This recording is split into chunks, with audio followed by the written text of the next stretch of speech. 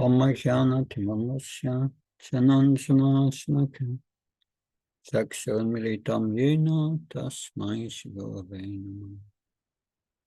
Namo Vishnupadaya Krishna Pastaya Bhutale Srimate Bhaktivedanta Swamiti Namaste Saraswati Deve Gauravani Pachayani Nirvishesha Sunyavadi Paskatyai Dasatani. So we are continuing with Canto 11, Chapter 7, from verses 39 onwards. So we have heard how Uddhava approached Lord Krishna and how Lord Krishna gave him instructions, 9 instructions. Don't stay here, he said, that be detached. 8 instructions. And then we have heard a description of the results if you follow these instructions. And then Uddhava addresses Lord Krishna, and in essence, he prays to Lord Krishna and says, it's very difficult, can you give some practical examples? And then Krishna started speaking about how we can use our intelligence to attain bhakti and learn from different gurus. And then he told about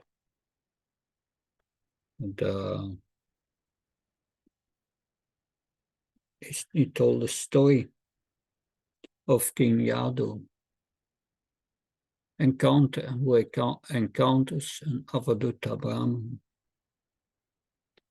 And he's asking them, you are a Brahmin, but I don't see that you are doing the duties of a Brahmin.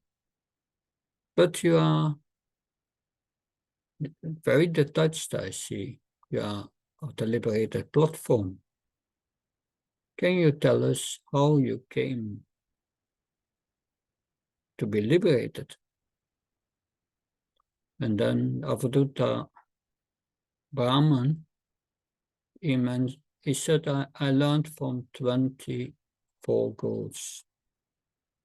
And you've listed these 24 gurus. And then we heard last time he told us how he learned from the earth, tolerance from the earth, how he learned from the mountain and the tree, or selfless service to others. And that's more or less where we came to last time. Now we have text 39. Pranavricheva santusyan monenevan dayapayai yanam yatana nasyita navakyayeta vanman. A learned sage should take into his satisfaction in the simple maintenance of his existence and should not seek satisfaction through gratifying the material senses. In other words, one should care for the material body in such a way that one's higher knowledge is not destroyed, and so that one's speech and mind are not deviated from self-realization. Now we have the purport. I read the first paragraph. A wise man does not absorb his consciousness in the forms, flavors, aromas, and sensations of material sense gratification. but rather accept activities such as eating and sleeping simply to keep body and soul together. One must properly maintain one's body by regulated activities of eating, sleeping, cleansing, etc. Otherwise, the mind will become weak and one's spiritual knowledge will fade away. If one eats too austerely, or if in the name of selflessness one accepts impure food, surely one loses control of the mind.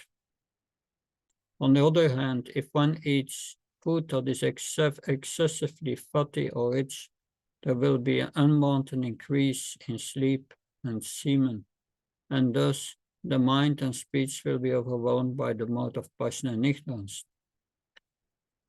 Lord Krishna has summarized the whole matter in Bhagavad Gita by statement, Yukta viharasya yukta sasya karma. So one should moderately and intelligently regulate all of one's bodily activities so that they are favorable for self-realization. This technique is taught by the bona fide spiritual master. If one is too austere, or if one engages too much in sense gratification, self-realization is impossible.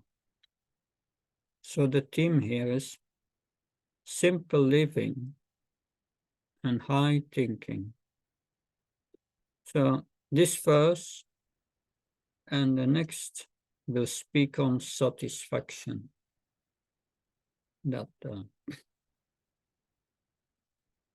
So when we were in 11th canton, must have been 2010, 14 years ago, the VHE, Amala Narayani was speaking. She said, what you can eat in your youth, you cannot eat when you are growing old. It becomes more restricted the older you get.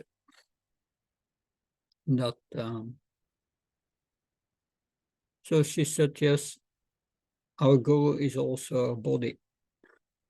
We have to learn to learn and follow the stomach and intestines.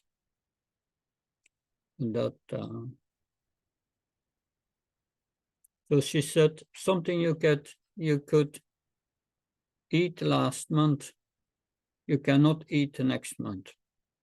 What one can eat one day, you cannot eat the next.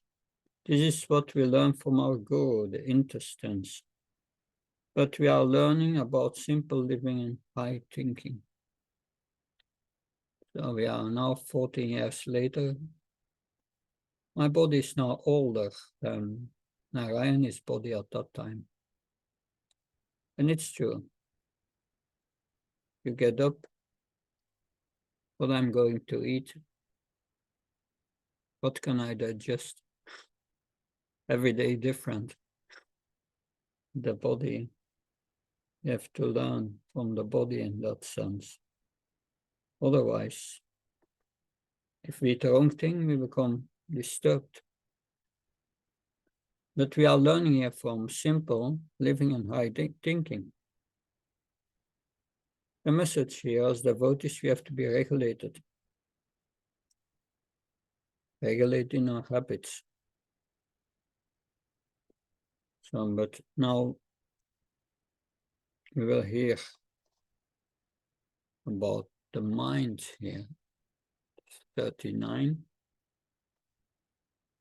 Because the lesson of the mind is very similar to what we have heard in the last verse. Be satisfied with the bare sustenance of life. That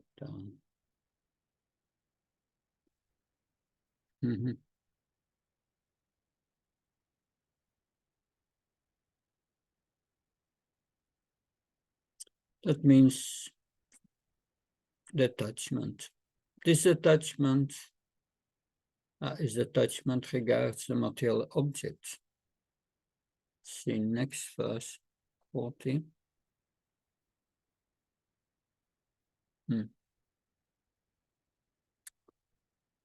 Even a transcendentalist is surrounded by innumerable material objects, which possess good and bad qualities. However, one who has transcended material good and evil should not become entangled even when in contact with the material objects. Rather, he should act like the wind. That's the next spiritual master, the wind. That the purpose said that it's a little down, I think.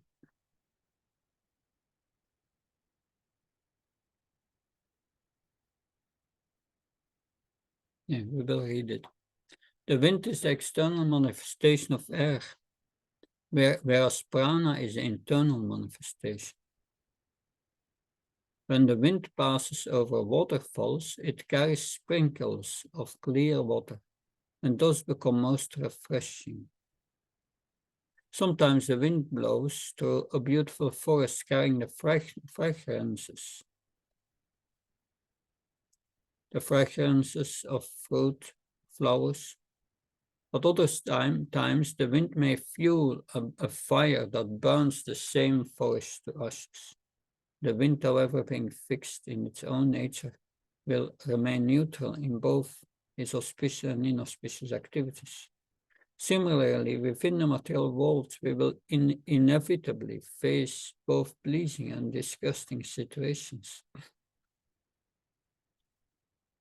If, however, we remain fixed in Krishna consciousness, we will not be disturbed by the inauspicious, nor will we become attached to the materially auspicious.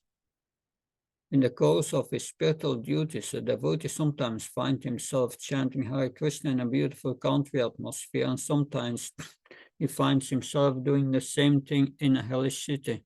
In both cases, the devotee fixes his mind upon Lord Krishna and experiences transcendental bliss. Although the wind passes through the most dark and forbidden places, the wind is not frightened or disturbed. Similarly, a devotee of the Lord Krishna should never be fearful or anxious, even when in the most difficult situation. When we are attached to materially pleasing forms, tastes, smells, sounds, and touches, will also be repelled by the opposite in each category. Thus, finding himself surrounded by innumerable good and bad things, the materialist is constantly disturbed. When the wind blows in many directions at once, the atmosphere becomes agitated. Similarly, if the mind is constantly attracted and repelled by material objects, then there will be such mental disturbance that it will be impossible to think of the absolute truth. Therefore, one should learn from the blowing wind the art of moving through the material world without attachment. So in the material mind is always trying to drag us. This is good and this is bad, accepting and rejecting, and then we are attached or repelled. We should not become entangled with the good or bad as we travel through this material world. Now, the wind, that's one thing we learn for the wind. But in the next verse 41, the wind is again there, but there in a different kind, there's a different kind of detachment. Although a self-realized soul may live in various material bodies while in this world, experience their various qualities and functions, is never entangled, just as the wind carries various aromas, does not actually mix with them. So in verse 40, there's detachment from sense objects. In verse 41 is detachment from bodies that we have been in. So if we look at this purport in the middle somewhere, that thus a Krishna conscious person is always aware that he is different from the temporary body.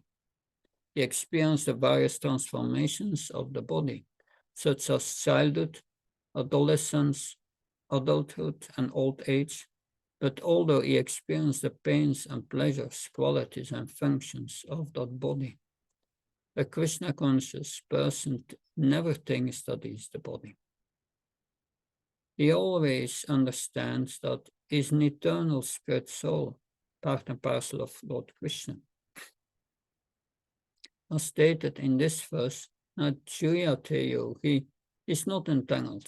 The conclusion is that one should never consider a Krishna conscious person in terms of body designation, but should see him as an eternal servitor of the Lord.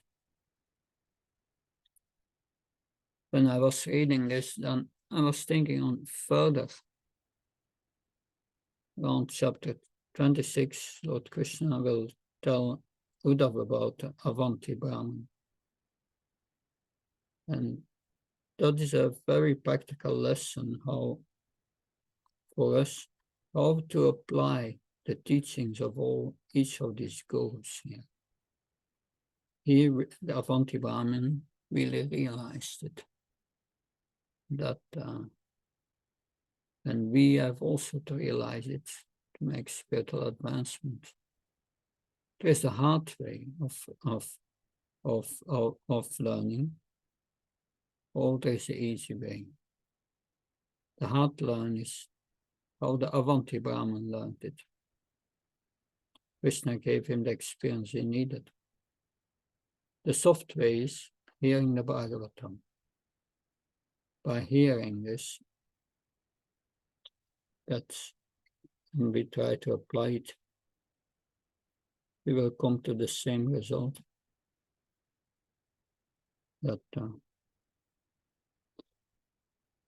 So, detachment from the wind, tolerance from the earth, a selfless service from the mountain and the tree, we learned.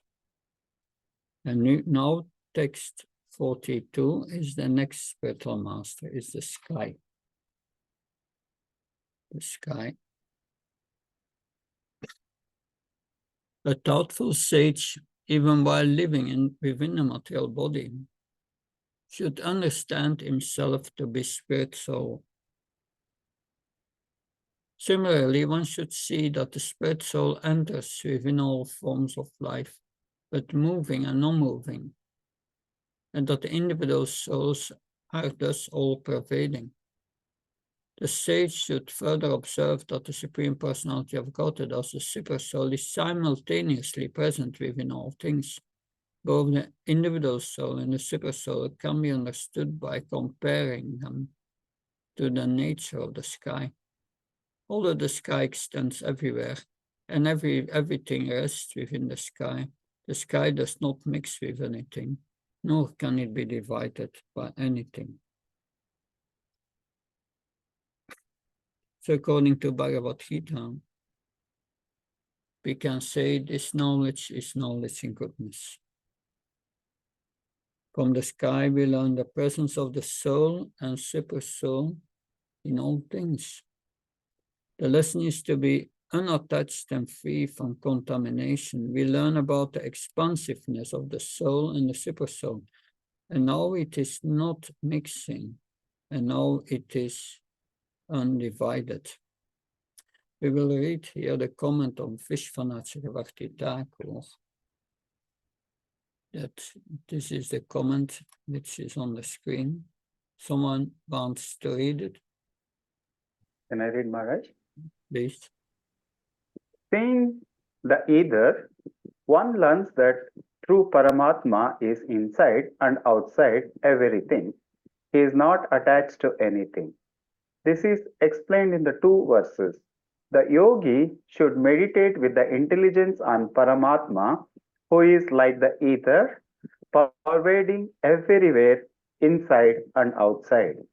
Paramatma is undivided, spreading everything as connecting medium in the form of Brahman in all moving and non moving beings, just as either, though pervading everywhere, does not mix with the pot or other objects and does not become divided.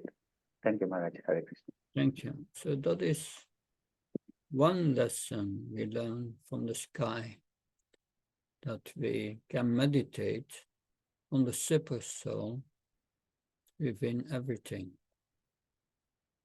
That the next lesson is another lesson we can learn from the sky. That is text 43. Second lesson from the sky. Hare Krishna Maharaj. Yes, please. May I ask a question, Maharaj? Yeah, if I can Maharaj, answer. what does it mean? Yes. Yes, Maharaj, thank you. Maharaj, what is the practical implication of sky not being divided by anything? How is it applicable in our life? Sky is not divided by anything. Yeah. We can understand that sky doesn't mix with anything, means we don't mix with material qualities. What does it mean to be stay undivided? Yeah. So we are reading text. Yeah. 42. Yeah. Yeah. What does it mean that in our lives we go to our lives and we create so many attachments. This attachments has nothing to do with the soul.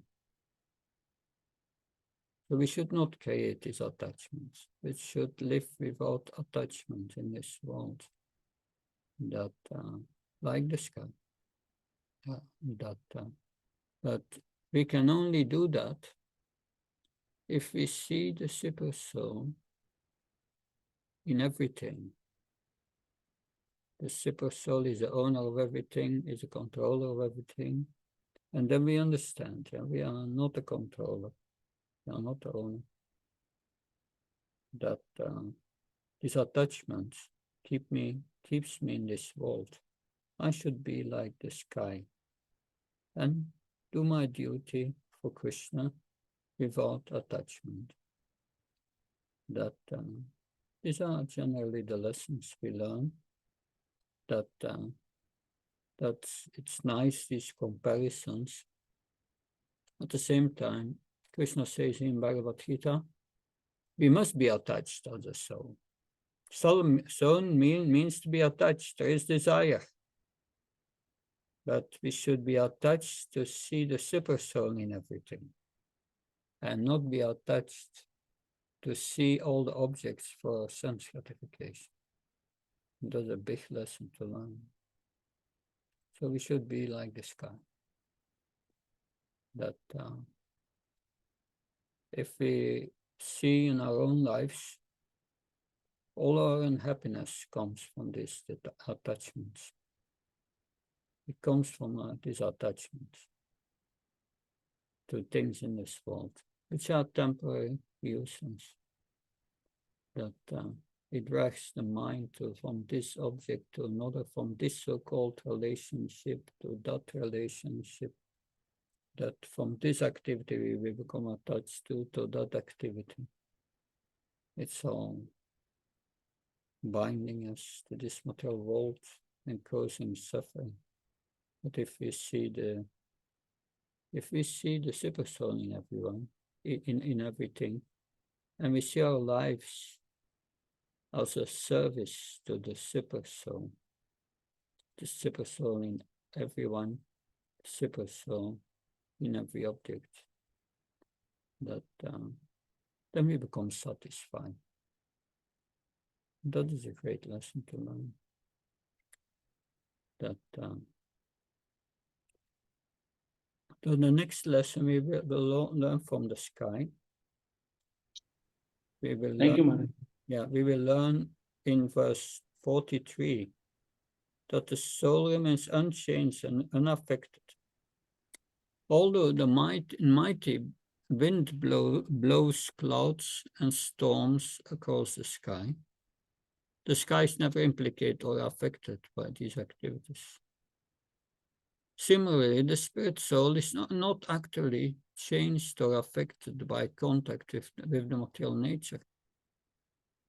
Although the living entity enters within a body made of earth, water, and fire, and although is impelled by the three modes of nature created by the eternal time, his eternal spiritual nature is never actually affected. So we learn in this verse that the soul remains unchanged and unaffected by the things that happen to the body. The lesson to be learned. Don't be affected by material circumstances. Difficult lesson to be learned. That can someone read the first paragraph of this purport, please? Yes, Maharaj. Although the sky appears to be affected by the mighty movements of wind, rain, hurricanes, lightning, and thunder, etc., the sky, being very subtle, is actually not affected, but is rather the background for such visible activities. Similarly, although the material body and mind undergo innumerable changes, such as birth and death, happiness and distress, love and hate, the eternal living entity is merely the background for such activities. The spirit soul, being most subtle, is not actually affected, only due to misidentification with the superficial activities of the body and mind. Does the soul undergo terrible distress within the material world? Yes, this is a very meaningful purport that I remember beginning of the 90s, Sachinanda Maharaj,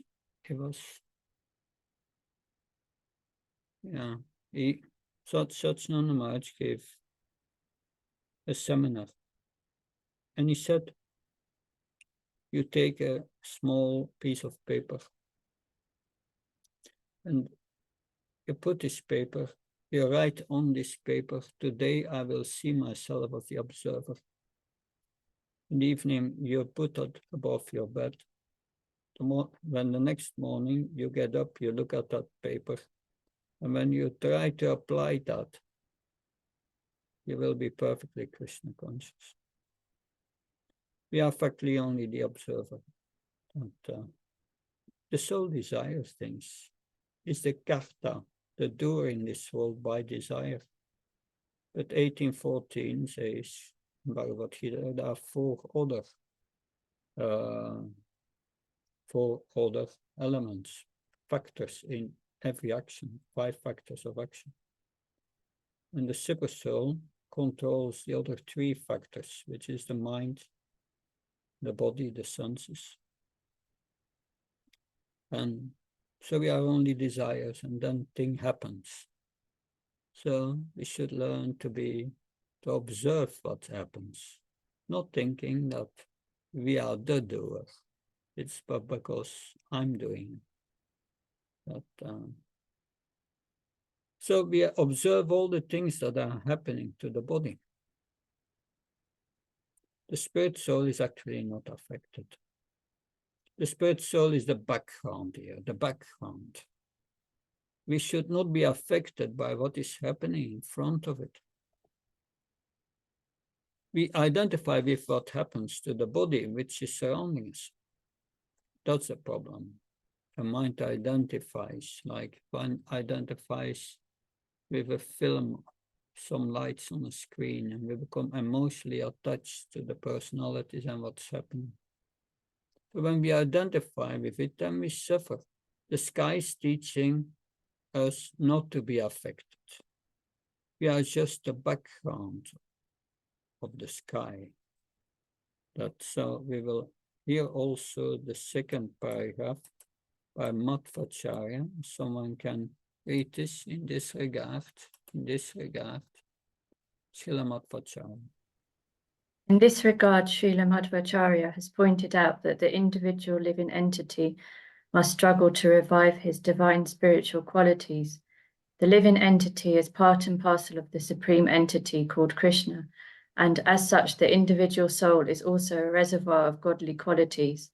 The personality of Godhead, however, automatically manifests these qualities without any hindrance, whereas the conditioned soul must struggle to revive such qualities. Thus, although both the personality of Godhead and the personality of the living entity are eternal and transcendental, the personality of Godhead is always supreme. By realizing all this with clear intelligence, the conditioned soul can rise to the spiritual platform. Thank you. Vishwanatha Bhakti Thakur, the jiva is not touched by the body, etc., which is created by time, composed of fire, water, and earth, just as ether is not touched by clouds blown by the wind. When I read this verse, I was thinking, this is Bhagavad Gita. Because Uddhava, Gita is like a second Bhagavad Gita, but with much more information. And in Bhagavad Gita 13:33, Yata savagatam sakshmyat akasana palipyate savatra vashito dehe tatatmano palipyate. The sky, due to its subtle nature, does not mix with anything. Although it is all-pervading, the soul is situated in Brahman vision, does not mix with the body, they are situated in the body.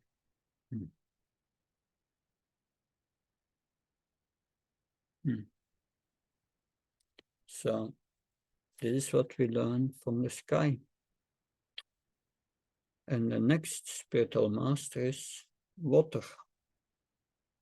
Water, the Avadhuta Brahman compares to saintly person.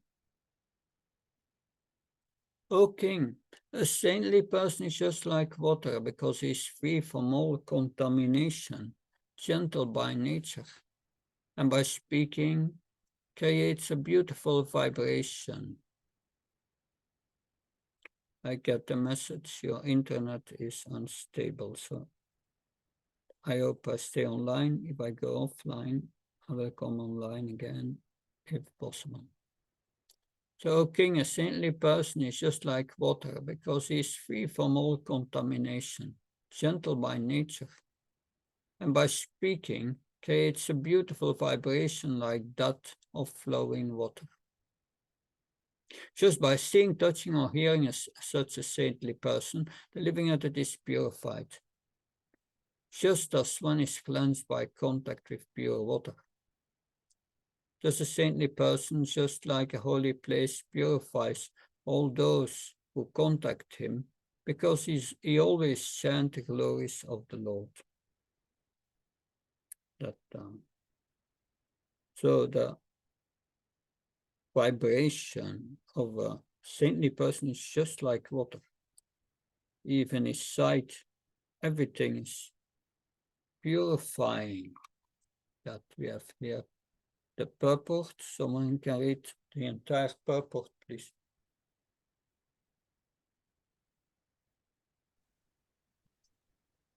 I'll read, Maharaj.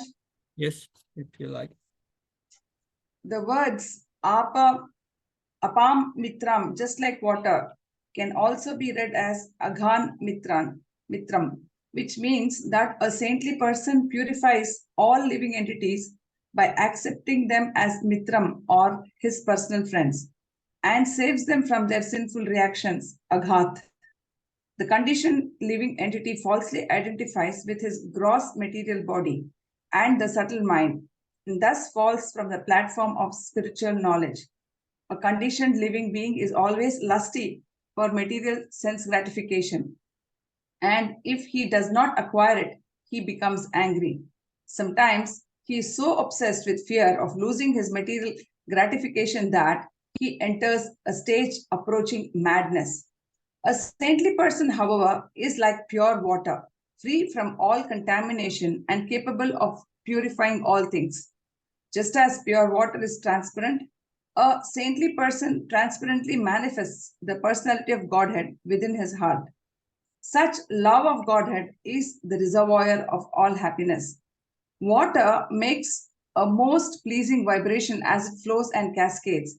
And similarly, the sound vibration of the Lord's pure devotee, who is saturated with the glories of the Lord, is most charming and beautiful. Thus, by studying the nature of water, one can understand the symptoms of a pure devotee of the Lord.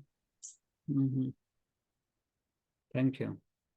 Vishwanath Chakravarti Thakur, he learns from water. Similarly to water, apamitram, the pure devotee is pure.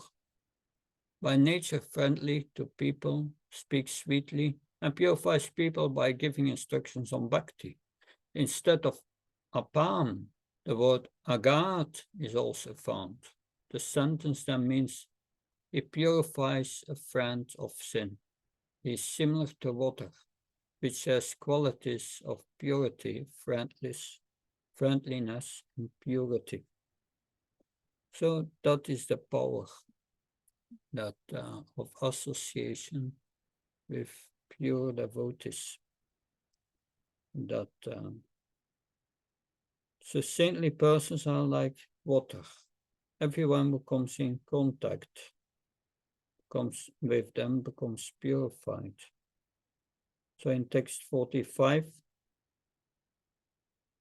the Avadhuta Brahman speaks about saintly persons again. But there he says saintly persons are like fire. Saintly persons become powerful by execution of austerities. Their consciousness is unshakable because they do not try to enjoy anything within the material world. Such naturally liberated sages accept foodstuffs that are offered to them by destiny. And if by chance they happen to eat contaminated food, they are not affected. Just like fire, which burns up contaminated substances that are offered to it. So Srila Prabhupada said, the guru takes the reactions of the disciple. So in this sense, he's also like fire. So in the middle of the purport, there you have, although Maya tries to defeat him by offering different material allurements, ultimately these attractive material features are themselves defeated by the spiritual power of a saintly person.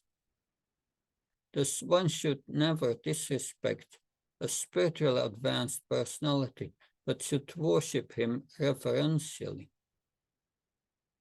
To carelessly approach a Krishna conscious personality is just like carelessly approaching fire, which immediately burns if not handled properly. The Lord does not excuse mistreatment of a pure devotee. So previously we heard how Indra tried to allure Naranarayan Rishi with beautiful girls, but was defeated. That material allurements. That when I read this verse, I was also thinking Srila Prabhupada one time was invited by a life member, and they offered him food. And when it was brought that what Prabhupada going to take it, the devotee came to Prabhupada, his servant came and said, they did not offer the food. And Prabhupada said, waved his hand and he ate the food that was offered to him. So yes, they are, even if they get contaminated food, they are not affected. But he continues with speaking about a saintly person. Sometimes a saintly person appears in a concealed form, and other times he reveals himself. That's the theme of the next verse.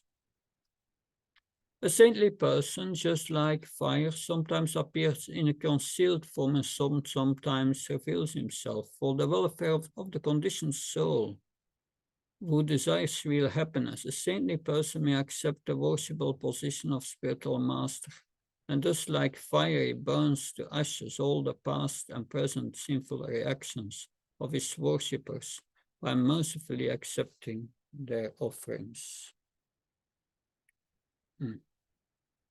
So, when you give a donation to the Guru burns up all the karma related to that donation. Interesting. But this is the purport. Can someone read the short purport here, the one paragraph? Maharaj, can I read? Yes, yes. A saintly person prefers to conceal his exalted spiritual position, but to interact the suffering people of the world, he sometimes reveals his own greatness. This is compared to a fire that sometimes burns unnoticed beneath ashes and sometimes blazes openly. Just as fear devours the ghee and other offering given by the performance of sacrifice, similarly a saintly person accepts the praise offered by his conditioned followers, knowing that in fact all praise is meant for the Supreme Lord Krishna. Although an ordinary person immediately becomes puffed up and foolish when he is praised, such inauspicious tendencies within a saintly person are burned to ashes by his attachment to the absolute truth. In this way, he is just like fire.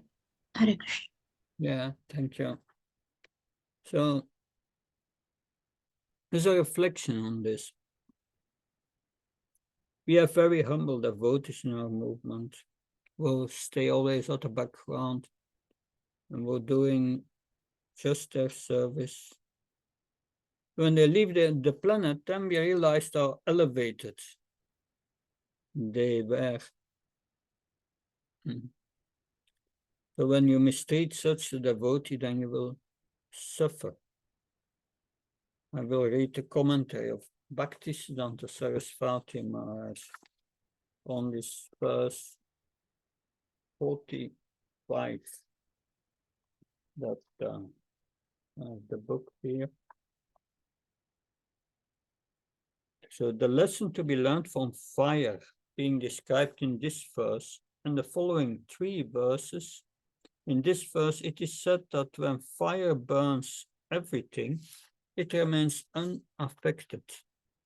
Fire doesn't become contaminated, rather, it purifies everything.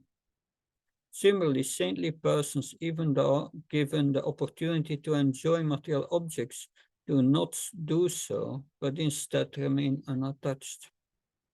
They are always transcendentally situated so that they do not take pleasure in temporary material objects. This is the characteristic of self-realized souls. Such persons do not accumulate things unnecessarily. They accept things only to the extent as is necessary for their maintenance, and that also without attachment. Saintly persons are always free from the contamination of sinful activities, and thus they are the true moralists. They are not attracted to do anything of this visible world, being driven by insatiable greed. These are the qualities to be learned from fire. That's the commentary. So, Bhaktivedanta Sarasvati Maharaj is explaining what actually happens when we make an offering to the spiritual master. In verse 47, fire is compared to the super soul. Super soul. Just as fire manifests differently in pieces of wood of different sizes and qualities, the omnipotent Supreme Soul, having entered the bodies of higher and lower life forms, created by its own potency, appears to assume the identity of each. that so let's try to understand this a little more deeper. Although the Supreme Lord is within everything, everything is not the Lord. By the modes of goodness, the Lord creates the exalted material bodies of demigods and Brahmins. And by expanding the mode of ignorance, he similarly creates bodies of animals, sudras, and other lower forms of life. The Lord enters all of these superior and inferior creations, but he remains Vibhu, the all-powerful personality of Godhead. Srila Vishwanath Chakravarti Thakur explains that although fire is present within smoldering wood, it blazes forth when we stir the wood around. Similarly, although the personality of Godhead is indirectly present everywhere, when we chant and hear his glories with love and devotion, the Lord is stirred into manifestation and directly appears before his devotees. There's a devotees know how to extract the Lord from everything. That so then this was a super soul. 48 speak about the moon, the waxing and the waning moon. The soul is like the moon. The various phases of one's material life, beginning with birth and culminating in death, are all properties of the body and do not affect the soul. Just as the apparent waxing and waning of the moon does not affect the moon itself, such changes are enforced by the imperceptible movements of time. That someone can read the first paragraph of the purport. The body undergoes 6 changes: birth, growth, maintenance, production of byproducts, dwindling, and death. Similarly, the moon appears to grow, diminish, and finally disappear.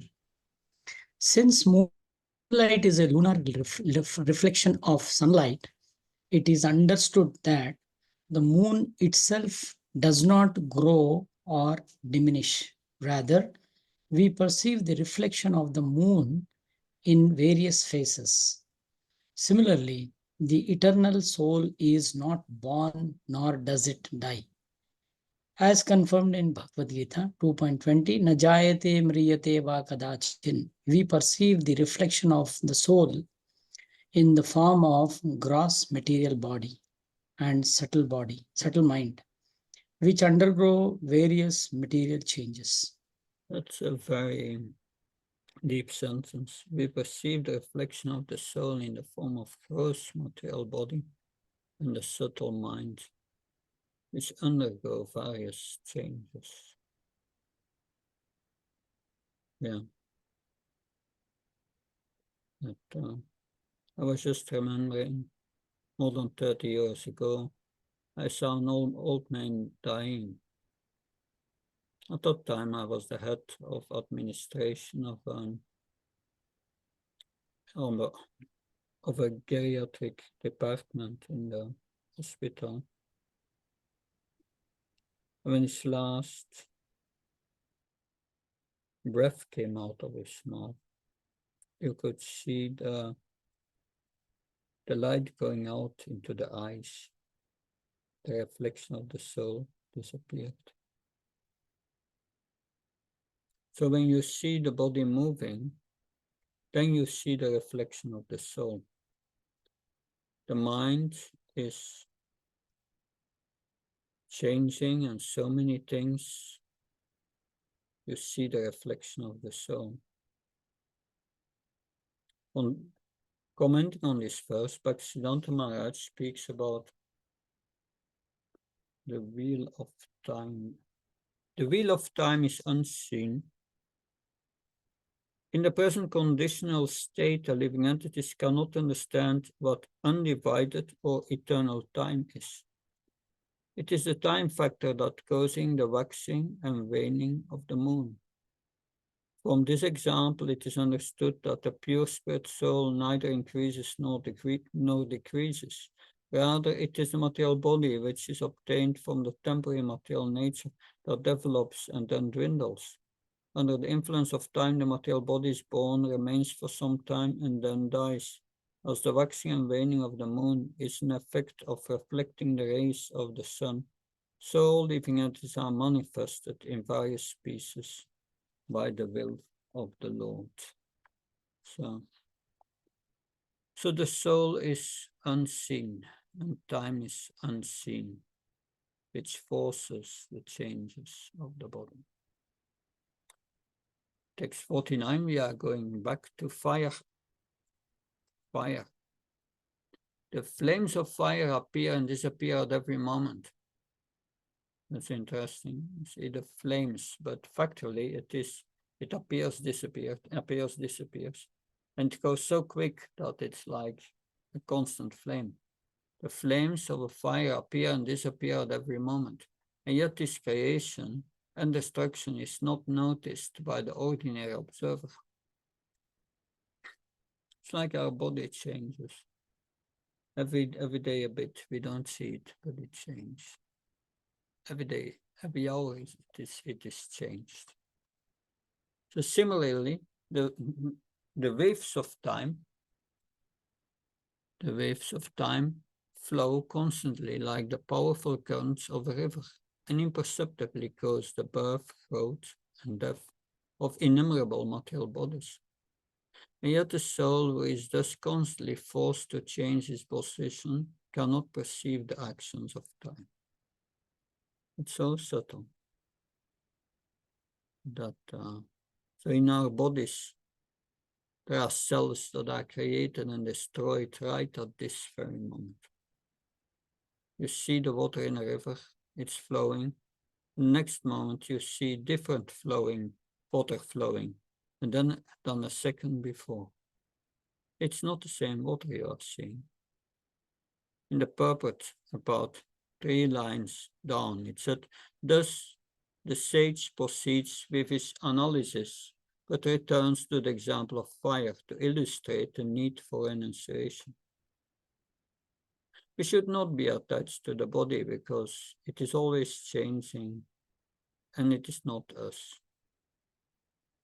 So the material body is certainly an ephemeral and phantasmagorical manifestation of the Lord's external potence. So this purport explains what is needed to become factually renounced.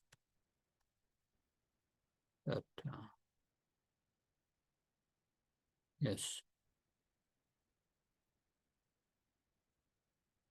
The material body is certainly an ephemeral and phantasmagorical manifestation of the Lord's external energy. The flames of a fire constantly take birth and disappear, yet we perceive the fire as a continuous reality. Similarly, the soul is a continuous reality, although this material bodies appear and disappear constantly by the influence of time. It is said that the most astonishing thing is that no one thinks that they will die. Because the soul is eternal, the living entity is prone to accept any fleeting situation as permanent, forgetting that its eternal nature can be truly experienced only in the eternal atmosphere of the spiritual sky. If one is convinced of this fact, he develops the quality of vairagya or detachment from material illusion. So yes, this philosophy, these examples, the purpose is that we become, by hearing them, factually renounced. That 50. Just as the sun evaporates large quantities of water by its potent rays, and later returns the water to the earth in the form of rain, similarly, a saintly person accepts all types of material objects with his material senses, and at the appropriate time when the proper person has approached him to request them, he returns such material objects.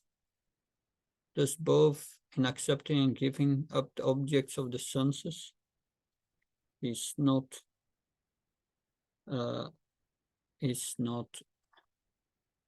entangled.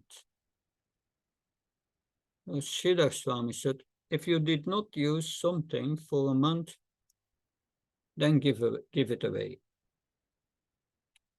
That you check all your possessions every month, and if you have something you did not use for a month, give it to another devotee who can use it. Purport. A Krishna conscious person never feels proprietorship over the opulences entrusted to him by Lord Krishna for spreading the Krishna conscious movement. The devotees of the Lord should not merely accumulate material wealth, but should distribute the opulences of Lord Krishna in such a way that the Krishna consciousness movement can spread unlimitedly. So, yes, the sun teaches us how to accept and how to give away that. So the Hyastas should give 50% of their profit or 50% of their accumulated wealth. In the first canto, we learned that if you accumulate money and keep it, then Kali will enter.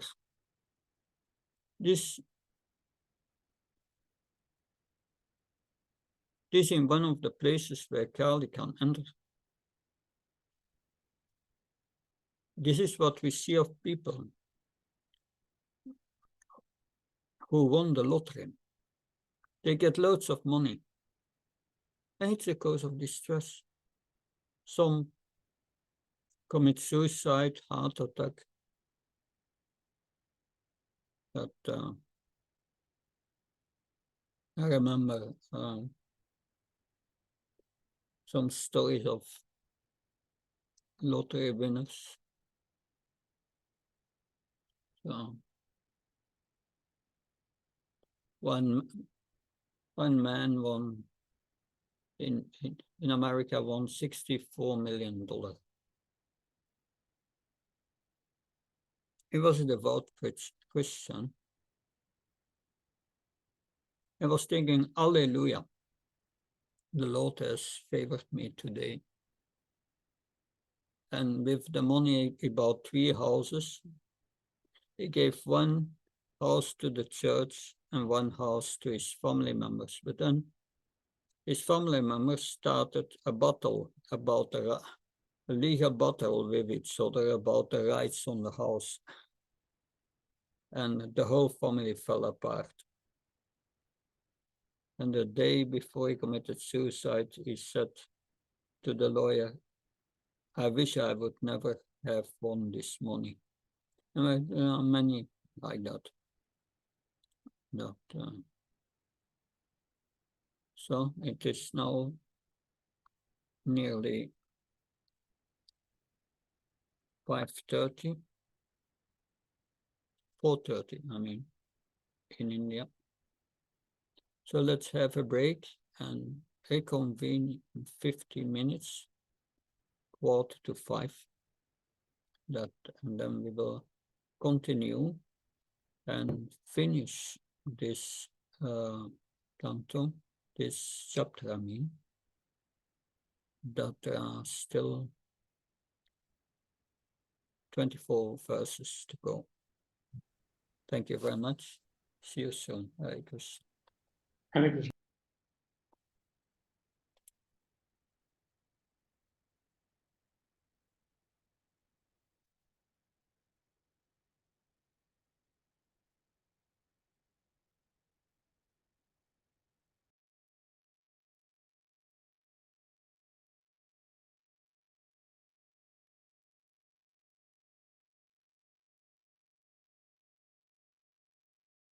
Hare Krishna. Before we continue with text 51, I would like to share with you some slides of presentation made by one of our Bhaktivedanta students out of VHC. It shows how you can use this knowledge for preaching. Nature's wisdom, spiritual lessons from the material world. So it's a story that seek and you shall find, knock and the door shall be opened unto you. Of course, this is a quote from the Bible, but we know that this 24 spiritual masters are meant to use our intelligence, how we can advance spiritually, how we learn from nature. So this is the Avadutta Brahman who tells the story of the King Yadu. So the ghosts, these are all the ghosts, the 24 ghosts, the earth, the sun, the moon, animals. So we learn from the material elements, we learn from the universe, and we learn from the animals. Until now, we have mainly learned from the elements of this world. Observation, question, hypothesis, experiment, conclusion, result. That's a scientific method. That's science. Dinosmin citade kamram javam charatatad antarapaptiatiastatranamuyat. As the embodied soul continually passes in this body from birth to youth to old age, the soul similarly passes into another body. Now, a sober person is not willing by such a change. So that is science.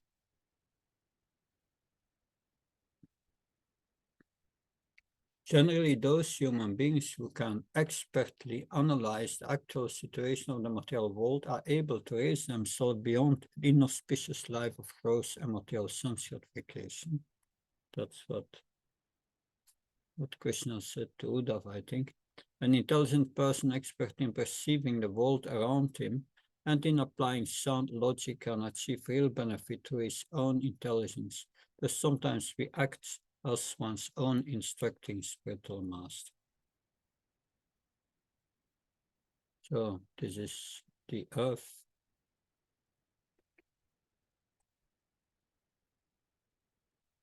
That's a sober person, even when harassed by other living entities, should understand that these aggressors are acting helplessly under the control of God, and thus that he should never be distracted from progress on his own path. This rule I've learned from the earth. So this was the first lesson, tolerance from the earth. And from the tree, service to others. You see how the tree is giving shade to all the cows who take shelter of the tree in the summer, gives shade in the summer, and it's warm in the winter under the tree. So this is the appreciation. That is that verse I couldn't find because I got the wrong verse number. This is Krishna appreciating the trees. Such see these greatly fortunate trees whose lives are completely dedicated to the benefit of others, even while tolerating the wind, rain, heat, and snow. They protect us from these elements. That this is an exercise for the participants. And then we have water. Flowing water. What did we learn from the water? A saintly person is just like water, because he's free from all contamination, gentle by nature, and by speaking creates a beautiful vibration like that of flowing water, just by seeing, touching, or hearing such a saintly person. The living entity is purified just as one is cleansed by contact with pure water. Then we have heard about fire, right? Fire. Fire is sometimes hidden under ashes and sometimes visible. In the same way, exalted souls sometimes conceal their greatness and appear like ordinary people. Other times, for the spiritual benefit of others, they may accept the honorable position of a spiritual master and burn to ashes the karmic reactions of their disciples by accepting service.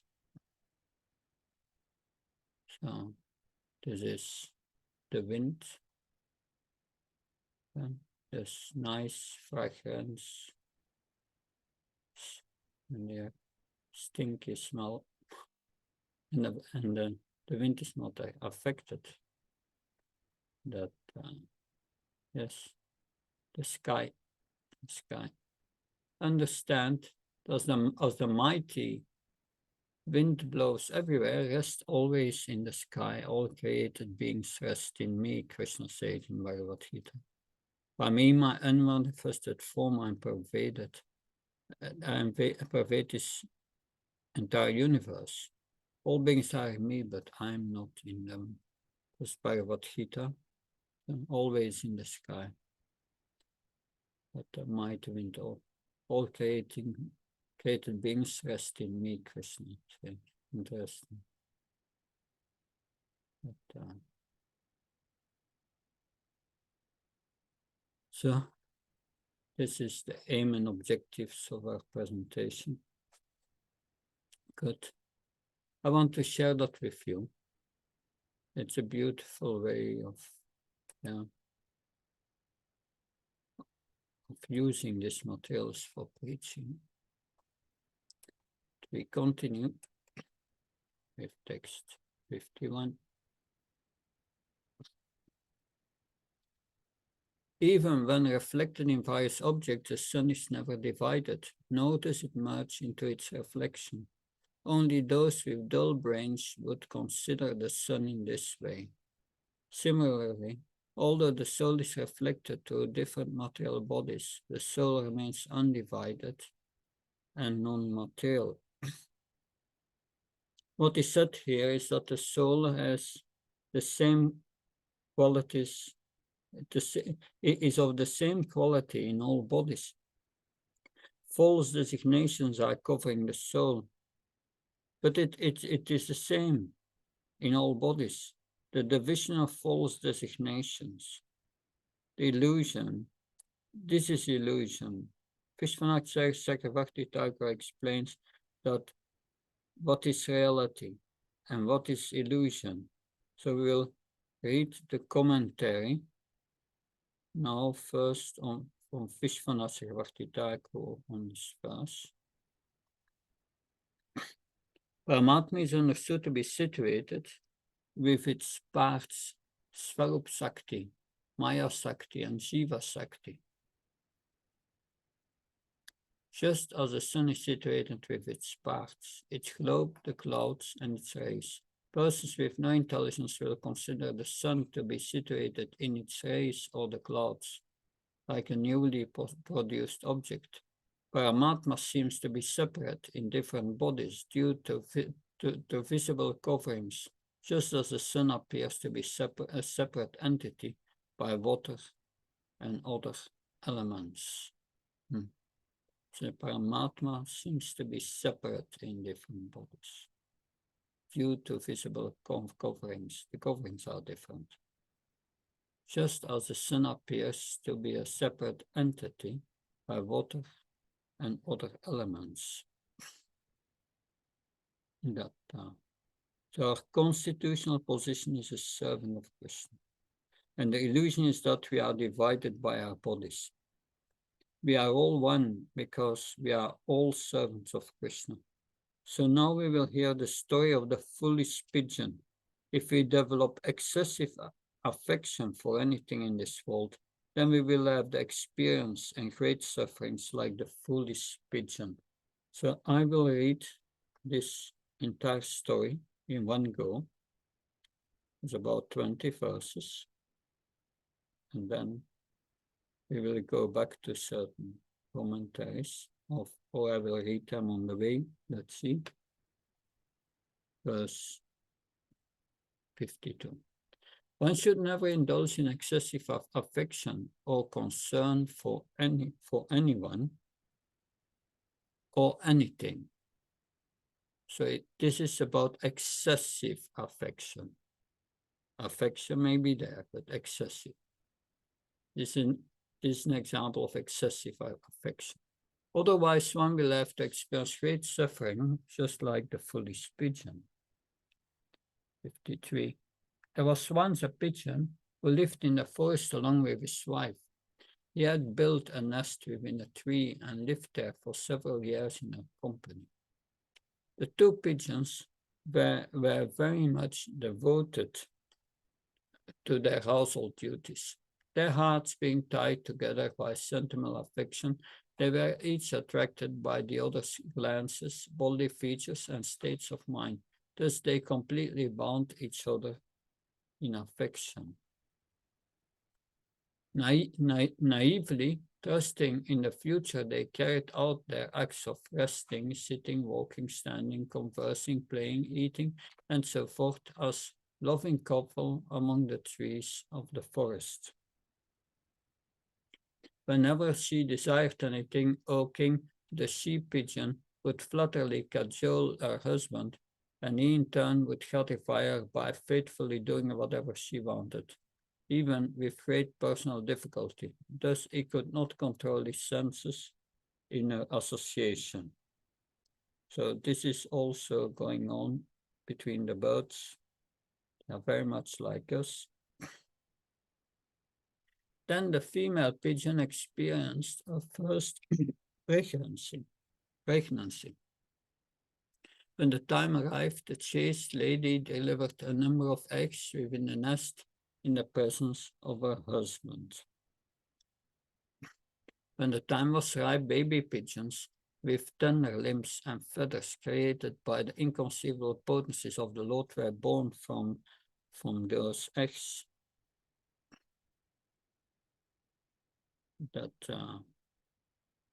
It were born from those eggs. 58. I will read on this 58 the purport. We have a purport of Bhaktivedanta Saraswati. Yes.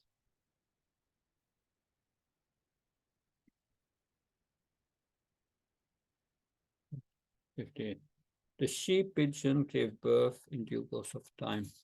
When the conditioned soul becomes averse to the Supreme Lord, then the Supreme Lord spreads the network of illusion in all their activities to increase their aversion to his service. Those who do not display an inclination for service to the Supreme Lord are awarded suitable mentalities according to their desires and activities. In this way, they pose themselves as enjoyers and become busy in trying to enjoy this material world. This is Bhaktivedanta Saraswati Maharaj. So this is the fruit of aversion that we are hearing about here. They get the fruit of their aversion to the Supreme Lord. So the two pigeons became most affectionate to their children and took great pleasure in listening to their awkward chirping, which sounded very sweet to the parents. And thus with love they began to raise the little birds who were born of them. So that means also 59 purport Bhaktivedanta Saraswati. The conditioned souls who are averse to the service of Krishna experience great pleasure by hearing the sweet words of their children, which are the fruit of their aversion to the service of the Lord. But because that pleasure is not eternal, that very pleasure will one day become the cause of their distress. So Bhaktivedanta Saraswati Maharaj is very straightforward. He says, children are the fruit of their aversion to the service of the Lord. Wow, very clear. 6. The parent birds became very joyful by observing the soft wings of their children, their chirping, their lovely innocent movements around the nest, and their attempts to jump up and fly. Seeing their children happy, the parents were also happy. All good for the moment. Their hearts bound to each other by affection, the foolish birds became bewildered by the illusory energy of Lord Vishnu, continued to take care of the young offspring who had been born to them.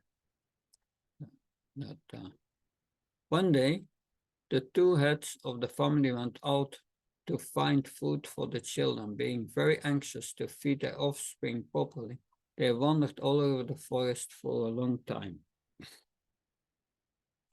At that time, a certain hunter who happened to be wandering through the forest saw the young pigeons moving around their nest, spreading out his net. He captured them all. The pigeon and his wife were always anxious for the maintenance of their children, and they were wandering in the forest for that purpose. Having obtained proper food, they now returned to the nest. The poshana means food, Vishwanath says. When the lazy pigeon caught sight of her own children trapped within the hunter's net, she was overwhelmed with anguish and crying out. She rushed toward them as they cried out to her in return. 66. The lady pigeon had always allowed herself to be bound by the ropes of intense material affection, and thus the mind was overwhelmed by anguish. Being in the grip of the illusory energy of the Lord, he completely forgot herself, and rushing to our helpless children, she was immediately bound in the hunter's net. So seeing the children bound up, she became forgetful and fell into lamentation and was caught in the net. Seeing his own children, who were more dear to him than life itself, totally bound in the hunter's net along with his dearest wife, whom he considered equal in every way to himself, the poor male pigeon began to lament wretchedly. 68 as a purport. The male pigeon said, "Alas, just see how I am now destroyed. I am obviously a great fool, for I did not properly execute pious activities. I could not satisfy myself, nor could I fulfill the purpose of life near my dear family, which was the base of my religiosity, economic development, and sense gratification, is now hopelessly ruined." Someone wants to read the purport, please? Srila Sridhara Swami explains that the word atriptasya indicates that the pigeon was not satisfied with the sense gratification he had achieved. Although he was completely attached to his wife, children, and nest, he could not sufficiently enjoy them, since there is ultimately no satisfaction in such things. Akritarthasya indicates that his hopes and dreams for future expansion of his sense gratification were now also ruined. People commonly refer to their home sweet home as their nest, and money put aside for future sense gratification is called a nest egg. Therefore, all of the lovebirds of the material world should clearly note how their so-called wife, children, and fortune will all be dragged away in the hunter's net. In other words, death will finish everything. Hare Krishna. Story continues. My wife and I were an ideal match. She was always faithfully obeyed me, and in fact accepted me as her worshipful deity. But now seeing her children lost and her home empty. She has left me behind and gone to heaven with our saintly children. 17. Now I'm a wretched person living in an empty home. My wife is dead. My children are dead. Why should I possibly want to live? My heart is so pained by separation from my family that life itself has become simply suffering. Srila Prabhupada commented on it. At this point, he should have taken sannyas. That's what happens now. As the father pigeon wretchedly stared at his poor children trapped in the net on the verge of death, pathetically struggling to free themselves, his mind went blank, and thus he himself fell into the hunter's net. The cruel hunter, having fulfilled his desire by capturing the head pigeon, his wife and all their children, set off to his home. In this way, one who is too attached to family life becomes disturbed at heart. Like the pigeon, he tries to find pleasure in mundane sex attraction.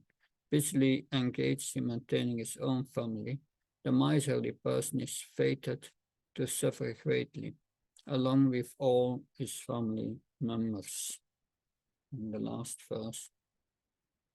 The doors of liberation are opened wide to one who has achieved human life. But if a human being simply devotes himself to family life, like the foolish bird in this story, then is considered as one who has climbed in a high place only to trip and fall down.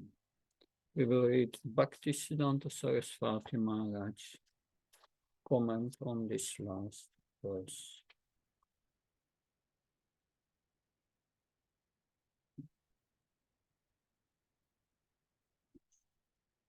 Human beings are more qualified to achieve eternal benefit than the living entities in other forms of life.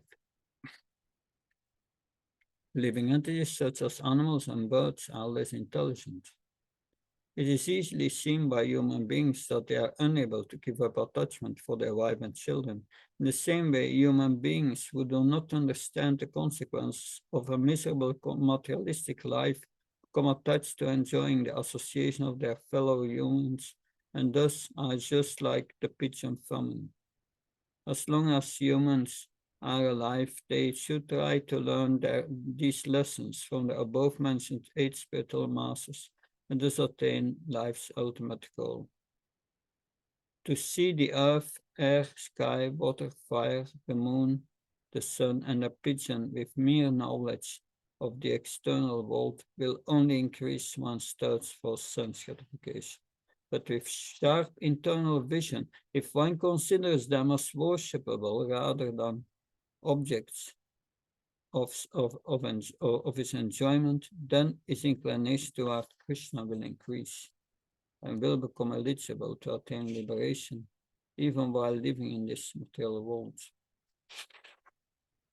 This is the commentary of Bhaktivedanta Saraswati Maharaj. So a devotee looks at the world and asks the question, how can the world help me to elevate me in Krishna consciousness? That's the same way we should see our family always in relation to Krishna. So this is the 7th chapter, and we will now start chapter 8. But before we continue, any reflections from your side on what did we learn? What anything you will change in your life after hearing that, considering all these teachings?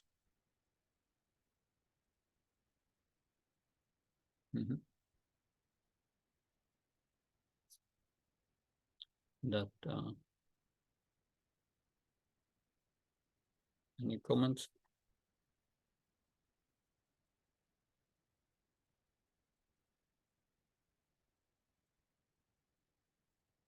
Mhm.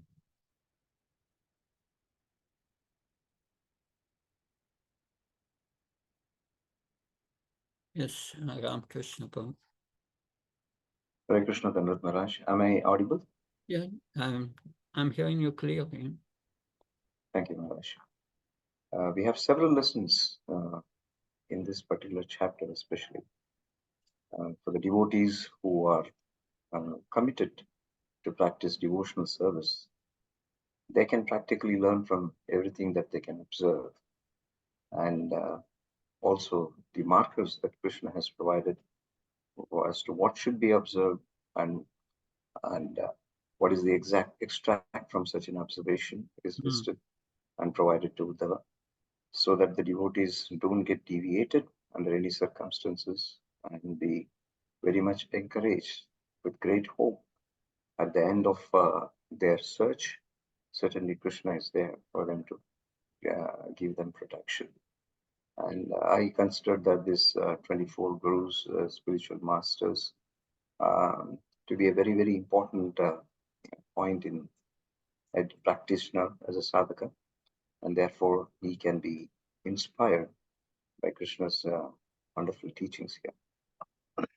Specifically, when he spoke about the mountains, and which is the ability to hold on, and as the trees are for the tolerance, even the elements, every element that he actually projected has some quality to teach: the sky, the wind, the fire, the water, and so on. And finally, when he also spoke about, like just now you discussed about the pigeon's story, that being on the bodily platform and being so attached ultimately brings in ruination. Thank you, Maharaj. Thank you for sharing that. Yes, because the vision of an Uddhava is Adhikar sees in this world is nothing else than Krishna. We are not on that level, but we can develop this awareness with our intelligence by using this method here given to us by the Avadutta Brahman. That because what are the obstacles on the spiritual path? 334 Bhagavad Gita, attachment and aversion. And hearing this helps us to break this attachment and aversion. Attachment, aversion to relationships in this world. But especially when you are older, you look back and you see all the things that did not work out in your life, and you have a whole list that you are still suffering of that if you think about it in your mind. But factually, the suffering is there because of our attachment. That by not seeing Krishna in this world, but seeing everything in relation to our own false self, that and this is very helpful. We went to so many lifetimes, we had so many families and so many troubles in so many lifetimes, we don't remember them anymore. We all forgot them. It's all gone. Like relationships are gone. I remember when 20 years ago, when just before my mother left this world, she got, Alzheimer's disease. And I called her and she said, She said to me, "Who are you? I don't know who you are." I was her son. I don't know him. So where is the relationship? Our memory is gone, everything is gone. No relationship anymore. that nothing to talk about. It's finished. And we have this amnesia every time we change the body, and it's all gone. That it's all useless endeavor in this world for a body and a mind. But the concern about the soul is, means becoming attached to Krishna. If we see Krishna in this world, it will increase our attachment to Krishna and our attachment to this world. But now that he learned from the pigeon, so we have heard all the elements, and now he's learning from animals. And that's continuing into chapter 8. Chapter 8 here. Share the story of Pingala, but that comes a little later.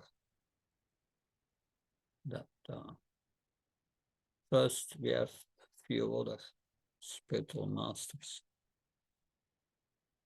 The saintly Brahman said, "O king, the embodied living entity automatically experiences unhappiness in heaven or hell.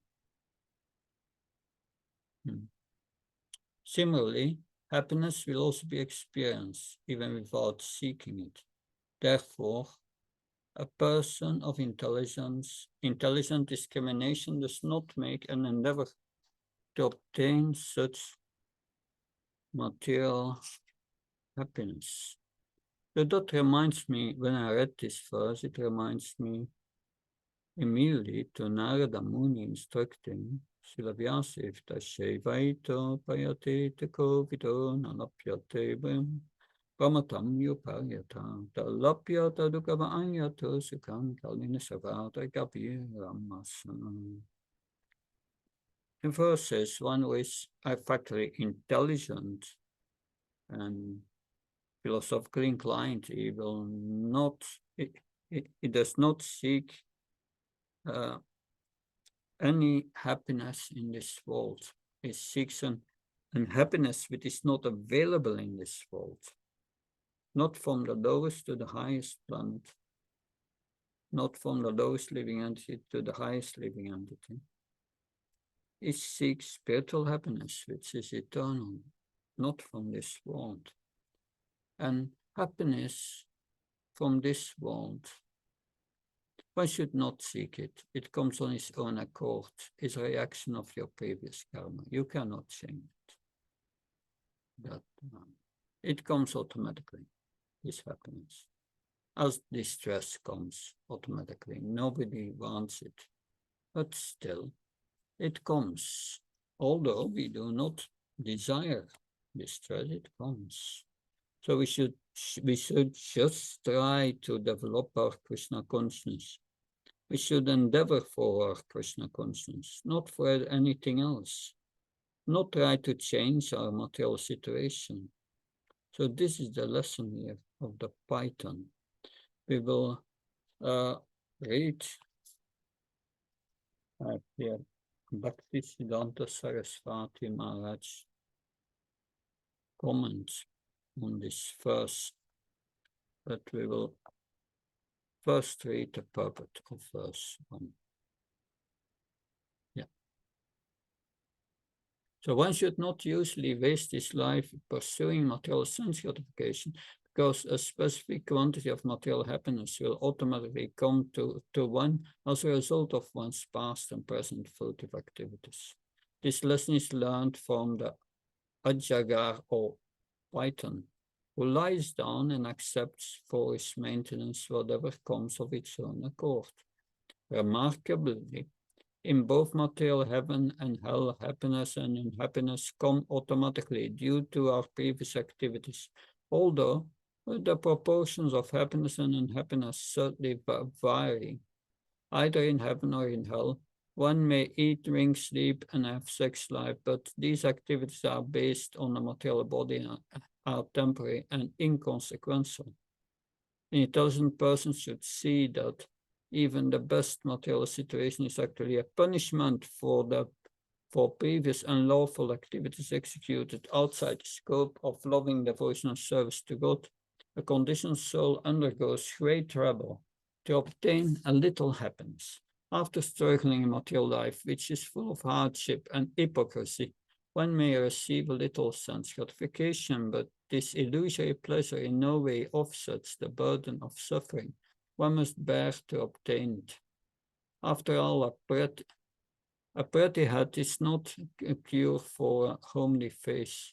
If one really wants to solve life problems, one should live simply and reserve the major portion of one's life for loving service to Krishna. Even those who do not serve God receive a certain standard of maintenance from him. Therefore, we can just imagine the security the Lord affords to those who dedicate their lives to his devotional service. So, we should endeavor for our Krishna consciousness, not have it anything else. Therefore, we should not try to change our material situation. That is the lesson of the Python. So we have also a commentary on this verse by Bhaktivedanta Saraswati Maharaj.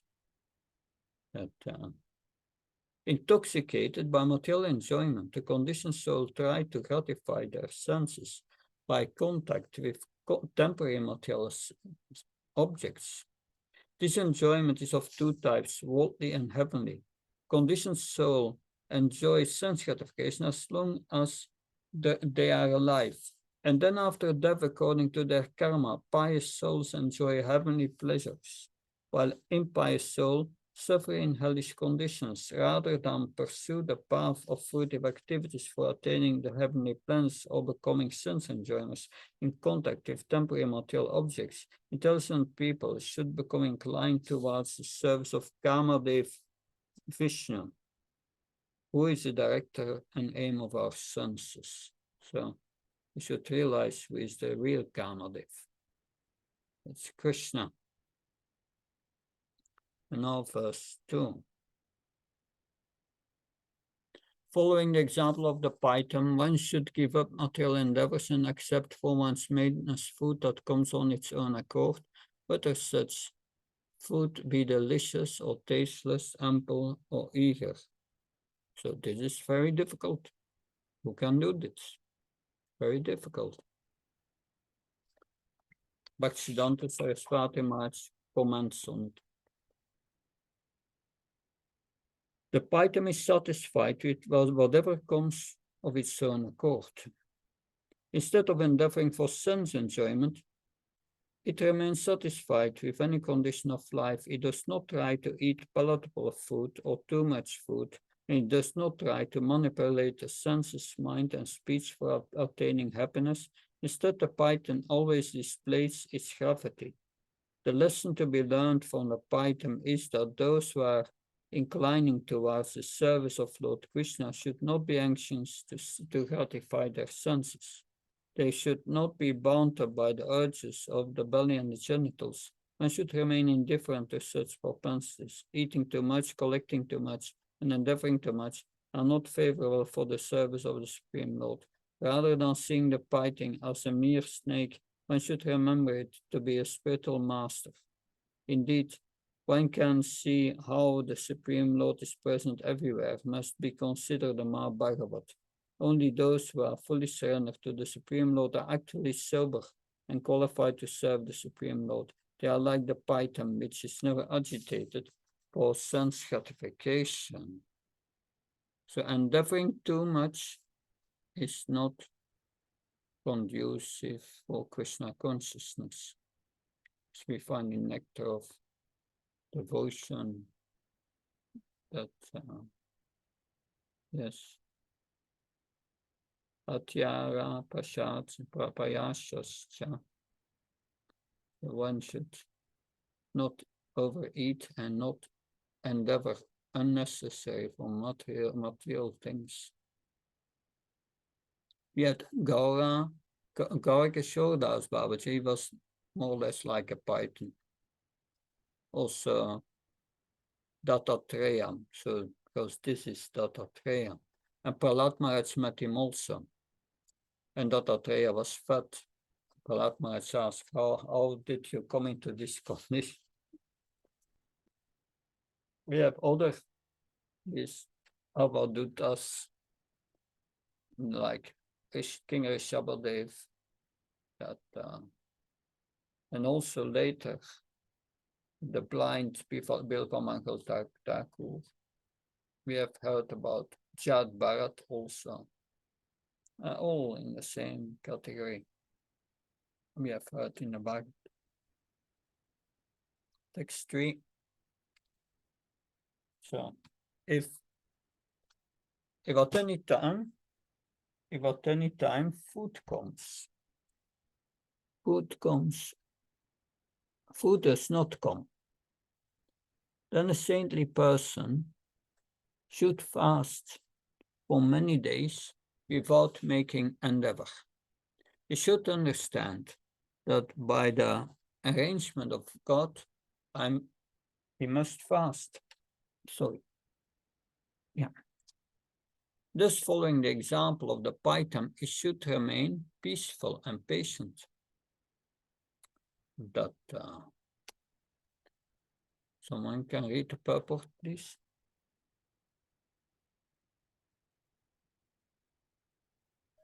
If by God's arrangement one is forced to suffer material hardship, then one should think, due to my past sinful activity, I am now being punished. In this way, God is mercifully making me humble. The word Syayita means one should remain peaceful and patient without mental agitation. Dishtabuk means one must accept the personality of Godhead as the supreme controller and not foolishly give up one's faith due to material inconvenience. Tattenu kampam sushamikshamano bhunjana evatma kritam vipakam. Srimad Bhagavatam 10:14-8. A devotee of the Lord always accepts material hardship as the mercy of the Lord. Thus he becomes eligible for supreme liberation. Yeah, that's Tattenu Kampam verse shows us how to deal with suffering. And here the deep reasons are revealed.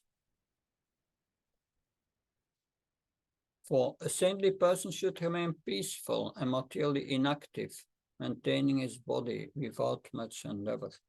Even though possessed of full sensual, mental and physical strength, a saintly person should not become active for material gain, but rather should always remain alert to his actual self-interest.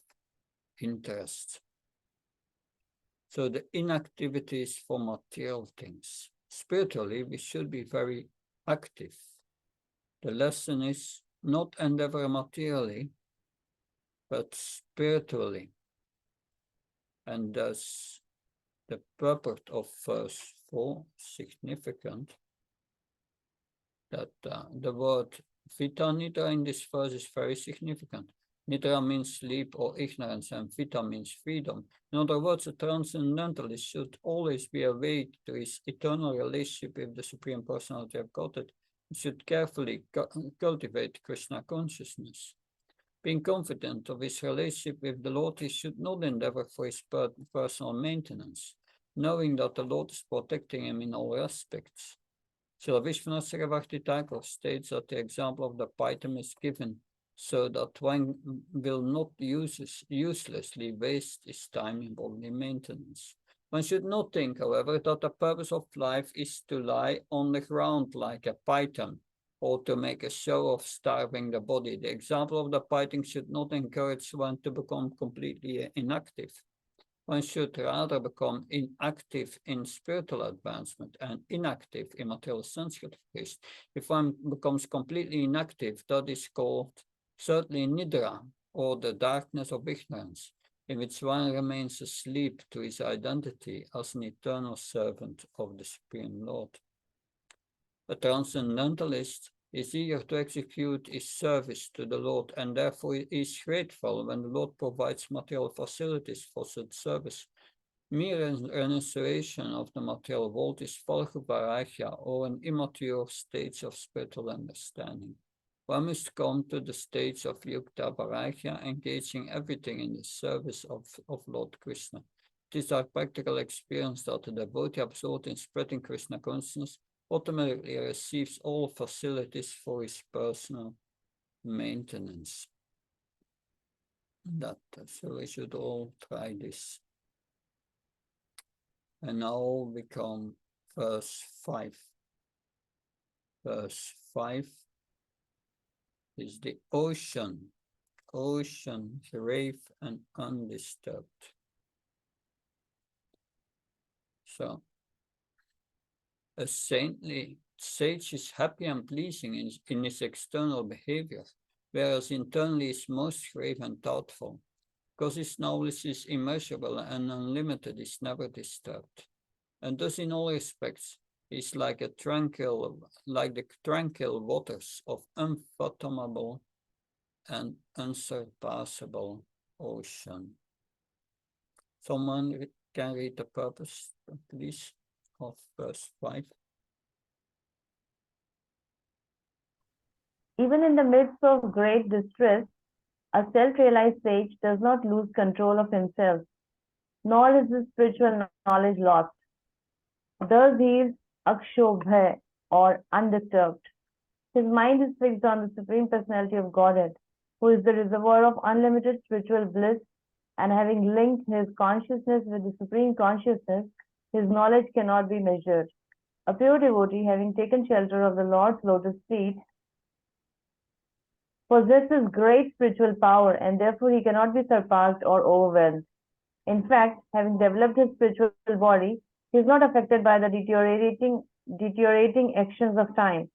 Although outwardly he is friendly and pleasing to everyone, internally his mind is fixed in the absolute truth, and no one can understand his actual purpose or plan.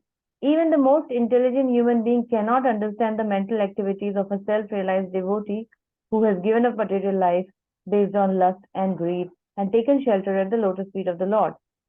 Such a great soul can be compared to the mighty ocean. Innumerable powerful rivers plunge into the ocean, but the ocean remains calm and peaceful. Thus, a saintly person is understood to be like the ocean, pleasing, unfathomable, grave, unsurpassable, unlimited, and unshakable.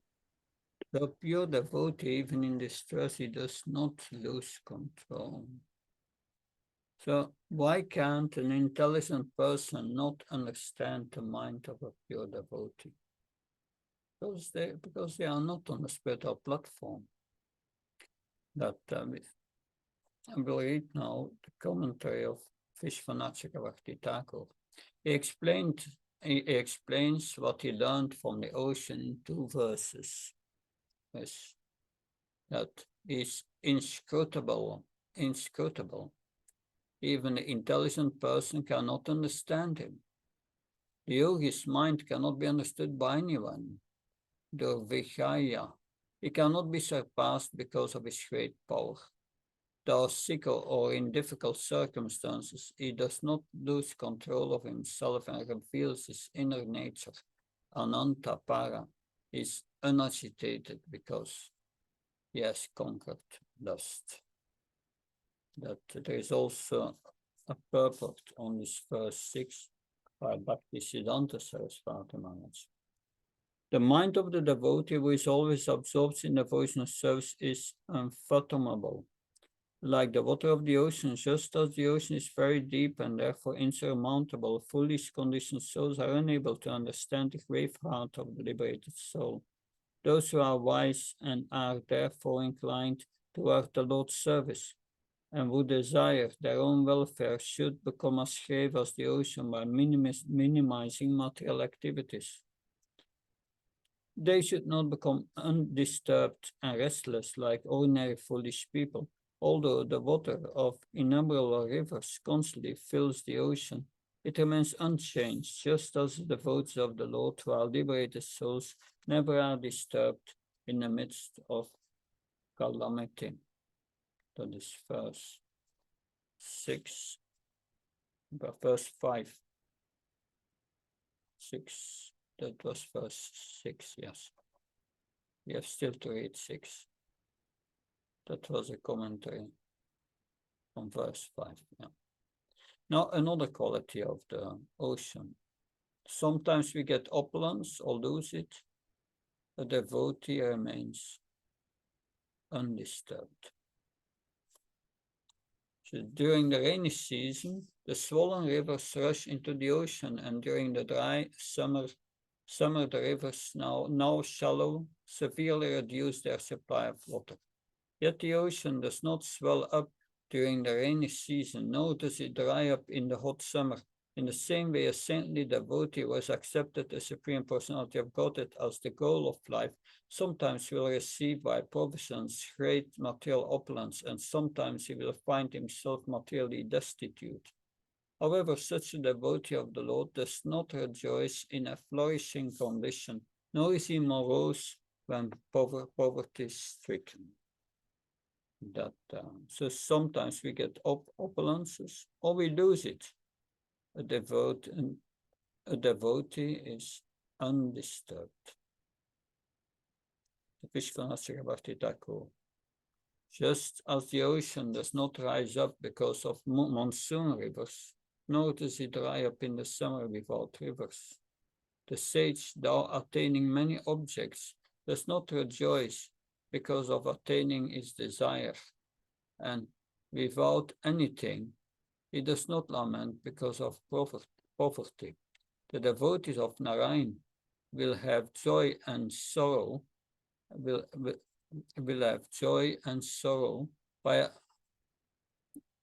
attaining or not attaining the sweetness of realization of the Lord. So that's another sorrow. They want to get the sweetness, the bhakti ras, in their relationship with the Lord. That's the ocean. The next verse is the moth. That one who has failed to control his sense immediately feels attraction upon seeing a woman's form, which is created by the illusory energy of the Supreme Lord. Indeed, when the woman speaks by enticing words, smiles coquettishly, and moves her body sensuously, his mind is immediately captured, and thus he falls blindly into the darkness of material existence, just as the moth, maddened by the fire, rushes blindly into its flames. So the moth is going to the flame as the man is going to the woman. That someone can read the purport, please.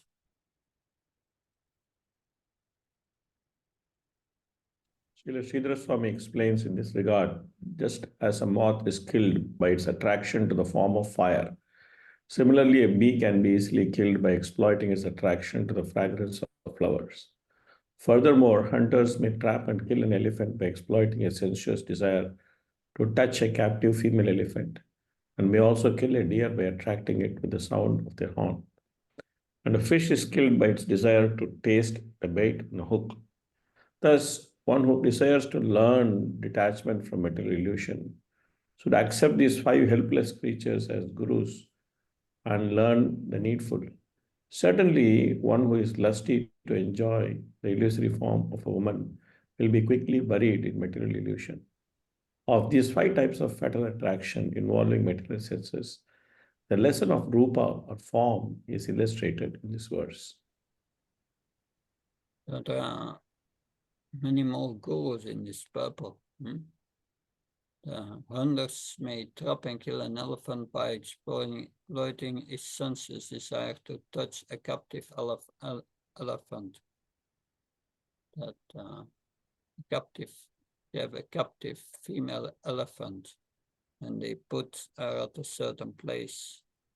And the male elephant comes and runs toward it, but just before the female elephant, there is a hole in the ground which they covered, so he falls into the trap. And then the other is the deer attracted by the sound of horns, by the sweet music of the hunter, and becomes attracted. And a fish is going at the bait and thinks he's going to enjoy, but then he's trapped, he's hooked up. That's a different extra spiritual masters we see that this is an important lesson. Bhagavad Gita says one of the roaming senses can degrade oneself, so you have to be very careful.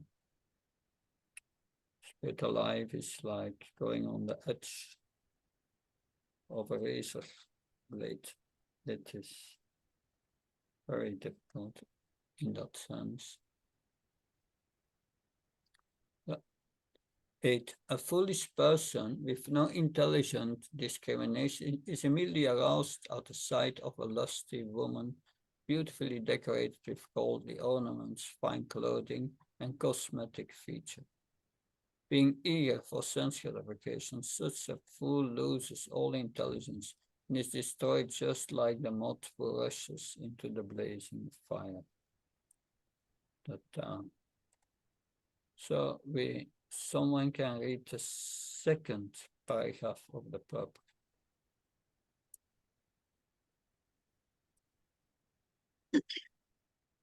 A lusty person becomes blind and foolish through sex indulgence, and his soul is lost in the fire of sense gratification. This whole disaster can be avoided by taking seriously to the process of chanting the holy names of the Lord. Hare Krishna, Krishna Krishna, Hare Hare, Hare Ram, Ram Ram, Hare Hare. Chaitanya Mahaprabhu and his empowered representatives, such as Srila Prabhupada, have created a movement to save people from the dungeon of material life, and we should all seriously take advantage of this opportunity. Yeah. This reminds me of the universal form described in the second canto, chapter 1. Behind the smile of the illusory energy, there is the thief. It is the same idea as the moth into the fire. Now we are coming to the bee, and we will hear a lot of verses about the bee. So, a saintly person should accept only enough food to keep his body and soul together. He should go from door to door accepting just a little bit of food from each family. He should practice the occupation of the honeybee. So now we will get to hear more verses of the bee, ways in which the bee can be your goal. Now this is the honeybee. This is the famous practice of Madhukari, who is named after the bee or Madhu. So the purport of text 9. Sometimes a honeybee is attracted by the extraordinary aroma of a particular lotus flower and lingers there, neglecting its usual activity of flying from flower to flower. Unfortunately, at sunset, the lotus flower closes, and thus the infatuated honeybee is trapped. Similarly, a sannyasi or brahmachari may discover that excellent foodstuff is available at a particular house. Therefore, instead of wandering from place to place, he may become a veritable resident of such well-fed household. Thus he will become bewildered by the illusion of family life and fall down from the platform of renunciation. Also, if a mendicant takes unfair advantage of the Vedic custom of charity and takes too often from a single family, the resentment he causes will disturb the social order. An ideal sage should, like the honeybee, travel from place to place, but he must be careful not to become a chubby bee by going to many houses and eating sumptuously at each house. According to Srila Bhaktivedanta Saraswati Thakur, such a chubby bee will undoubtedly become entangled in the network of Maya. No one should be overly attached to the gratification of his tongue, because this will lead to an overstuffed belly and then uncontrollable lust. In conclusion, one should not endeavor very much for material sense gratification, but should instead endeavor strenuously to spread the glories of the Supreme Lord Krishna. This is the proper use of human energy. So that's a warning. Prabhupada also in a purport said that the sannyasi could, when he stays at the house of a grihastha, he should not stay longer than 3-4 days in the same house. That seems very similar. Bees are very attracted to the fragrance of the lotuses. The pitfall of the Madhukari is described in this purport. So therefore, Srila Prabhupada gave the instruction not to stay more than 3 days in the grihastha's house for sannyasis and for anyone who is a devotee. If you are traveling and preaching, then this instruction is good. So now, so that is Madhukari. Take a little from every household. Then again, the bee in verse 10, this verse 10, right? Just as the honeybee takes nectar from all flowers, big and small, an intelligent human being should take the essence from all religious scriptures. Just take the essence of all knowledge. This is, can someone read the first paragraph? This is explained in this paragraph. Take the essence of all knowledge. Please read.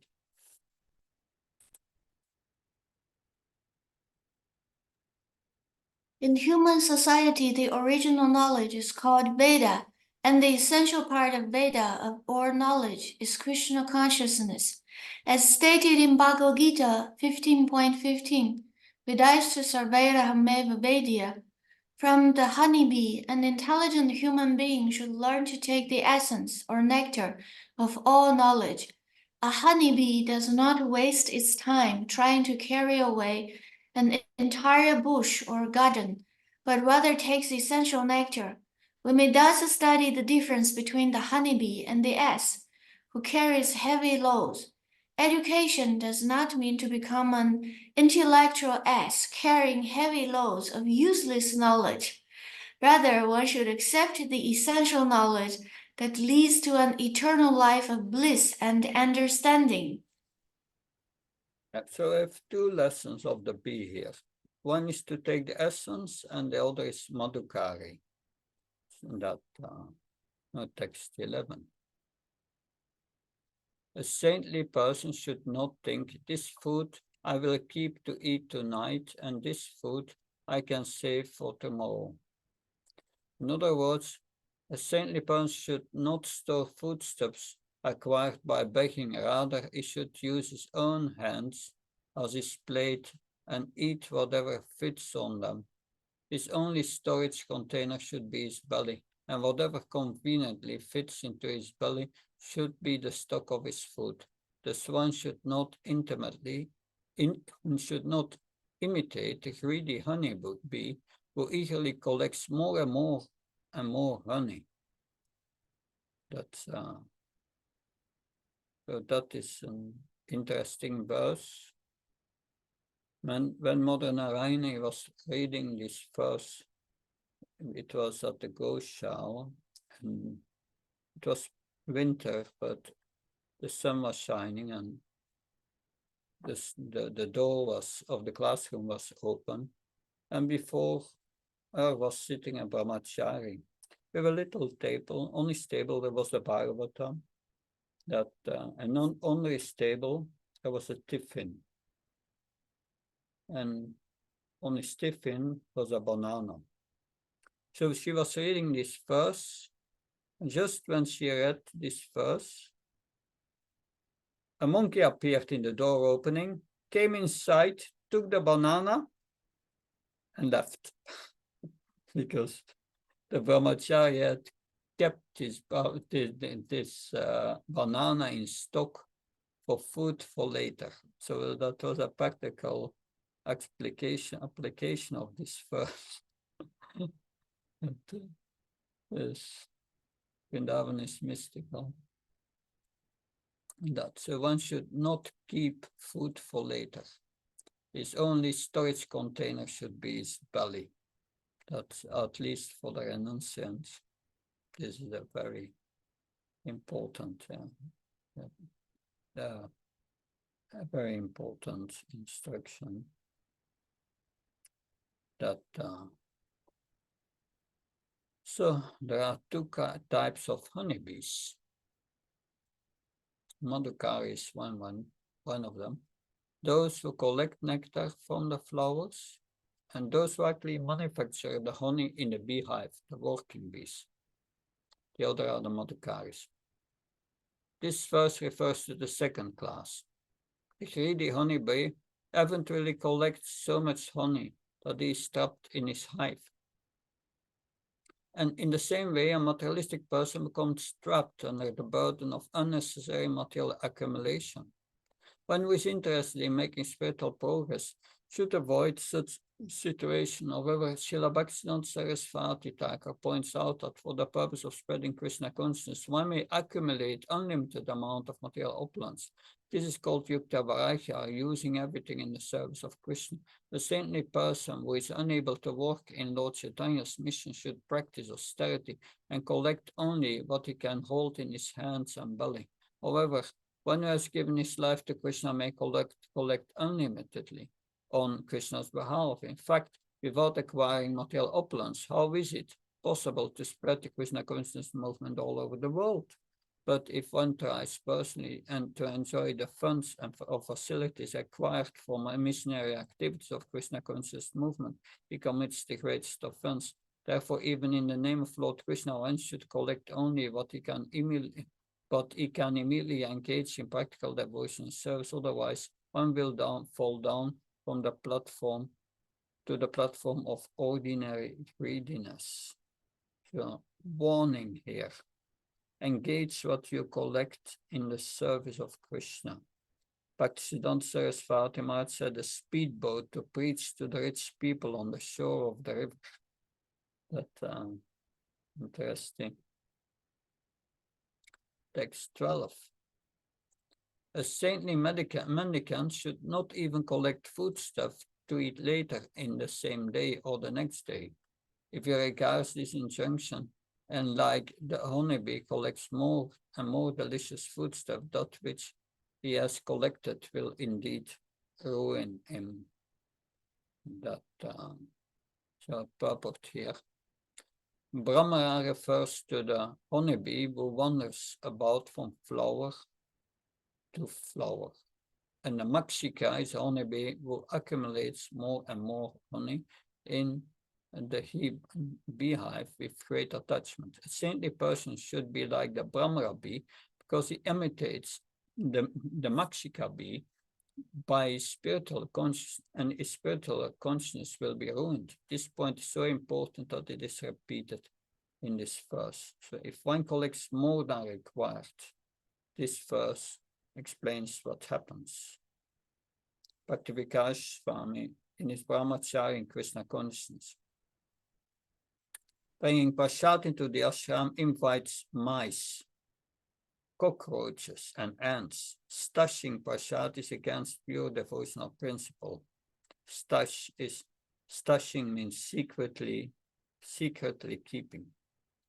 So in India, the ants know where it is, that they will know that,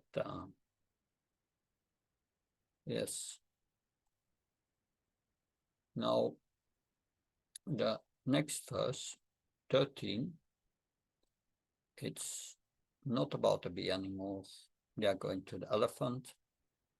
And we will keep this verse for tomorrow. We'll start with this verse. If there are any comments, please, questions, realizations that you want to share, please.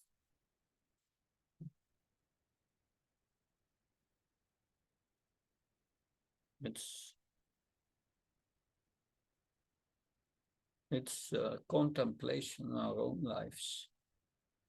Do we apply these things? We may not be all sannyasis, but that sense of renunciation should be there. That will help us to progress. If we go against it, we become trapped. So thank you very much. Then there are no questions or comments. We see each other tomorrow to continue with chapter 8 and continue with the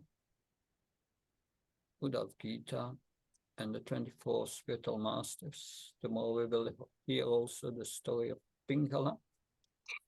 It's very, very interesting. Thank you. Hare Krishna.